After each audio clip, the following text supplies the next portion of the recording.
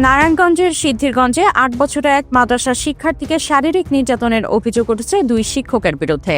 শনিবার ২৫ October Chishtia bakery সংলগ্ন জামিয়া মাহমুদিয়া মাদ্রাসা and কিন্ডারগার্টেনে এ ঘটনা ঘটে।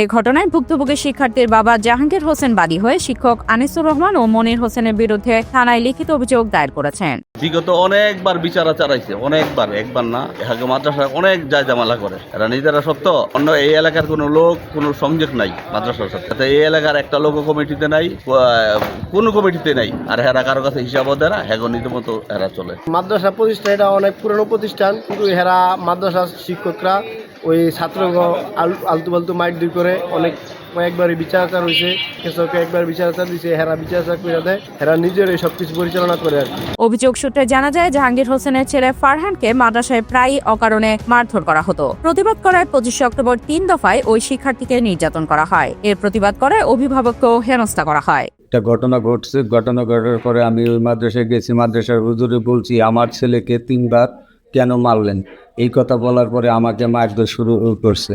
তিতাস হুজুর আমাকে অনেক মারছে। পরে আমি আমার জীবন বাঁচানোর জন্য আমি অফিস সমিতিকে দৌড়িয়ে পালিয়ে গেছি। পরে আনুষঙ্গিক এই মহল্লার যে লোকজন ছিল তাদের সহযোগিতায় আমি বেঁচে যাই। তারপরে আমি সিদ্ধিরগঞ্জ থানায় যাই, জিটি করে আসি।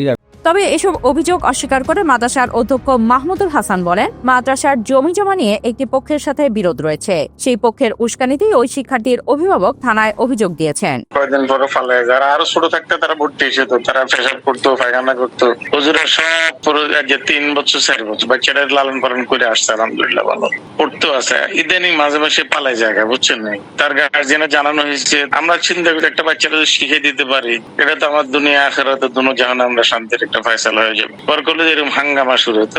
ওর আব্বা এসে যিনি দায়িত্বশীল হুজুর আছেন, হুজুরের সাথে খুব রাফ ইউজ করছেন।